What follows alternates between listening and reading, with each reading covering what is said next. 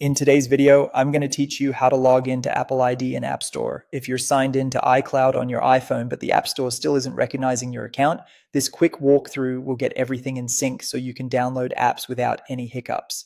First, open the Settings app on your iPhone. We'll do this from Settings rather than the App Store because your media permissions are managed alongside your Apple ID settings, and fixing them here is the most reliable approach. At the very top of Settings, tap your name. This opens your Apple ID settings, the central place where iCloud, App Store, and subscriptions are linked to your account.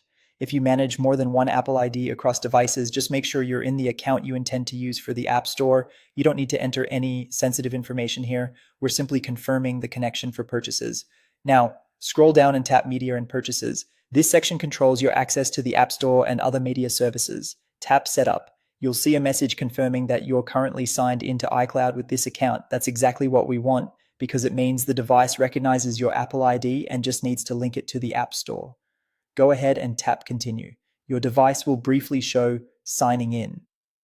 Depending on your settings, you might be asked to confirm with Face ID, Touch ID, or your device passcode.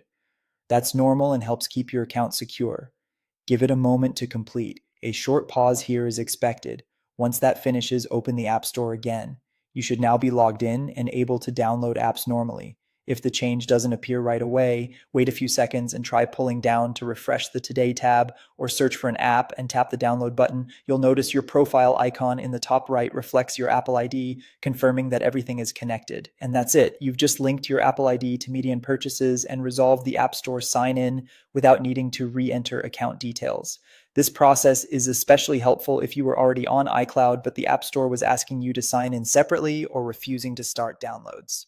Thanks for watching. If you found this tutorial helpful, don't forget to like the video and subscribe to the channel for more App Store tips and tutorials.